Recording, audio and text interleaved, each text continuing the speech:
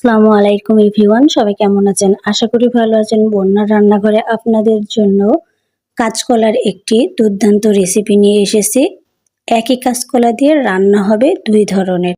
এখানে কাঁচকলাগুলো আমি কেটে লবণ এবং হলুদ দিয়ে মাখিয়ে কিছু সময় রেখে দেব।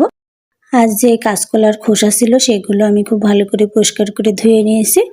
এটা সিদ্ধ করে নিব সামান্য পরিমাণ লবণ এবং হলুদ। এটা শিলপাটায় বেটে নিয়ে দারুণ একটা ভুনা রেসিপি হবে। এই ভুনাটা দিলে সবাই মাছ মাংস ছেড়ে এটা দিয়েই খাবে। তো একটা পাত্রে পরিমাণ মতো তেল গরম করে কিছু পেঁয়াজ কুচি ভেজে নিয়ে মশলাগুলো অ্যাড করে দিয়েছি।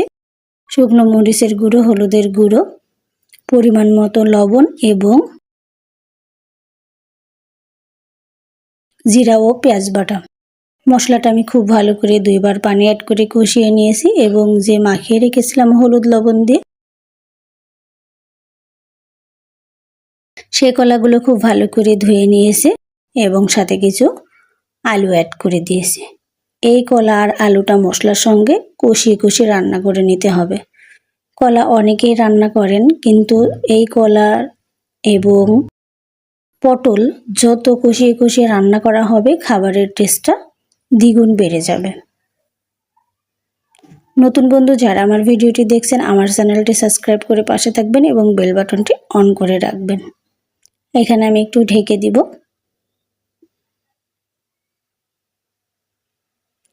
মাঝে মাঝে একটু নেড়ে ছেড়ে দিতে হবে আর এটা ভাজা ভাজা করে একদম কষিয়ে কষিয়ে নিব। কলার তরকারিটা এভাবে একবার রান্না করে দেখবেন, সবার মুখে লেগে থাকবে।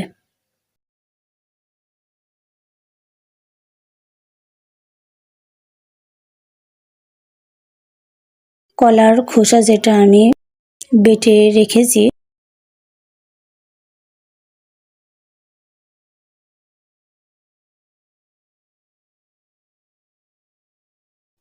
এখানে আরেকটু পানি অ্যাড করে আবারও কষিয়ে নিব। আর কলার খোসা ভুনাটা আমি অন্য কোনো ভিডিওতে দেখাবো।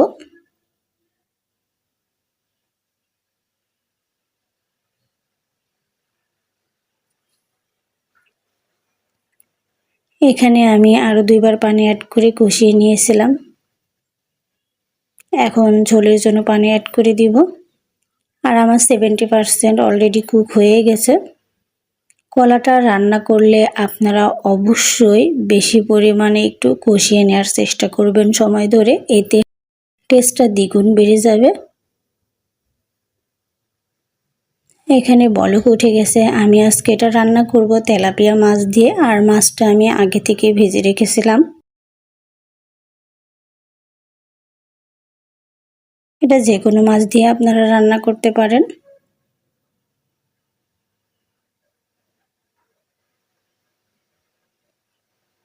কিছু সময় একটু রান্না করে নিব। আর ঝোলের জন্য আমি খুব একটা বেশি পানি অ্যাড করিনি। এখানে লবণটা অবশ্যই চেক করে নেবেন। কলা স্বাস্থ্যের জন্য অনেক উপকার। সেই কলাটাই যদি একটু স্বাদ করে রান্না করা হয় তাহলে খেতে অনেক ভালো লাগে। এটা আবার যেমন তেমন করে রান্না করলে ভালো লাগে না। অলরেডি আমি চুলা অফ করে দিয়েছি। আর নামানোর পরে ঝোলটাও আর একটু টেনে নিয়েছে। দেখতে যেমন লোভনীয় হয়েছে, খেতে দ্বিগুণ টেস্টি হয়েছে।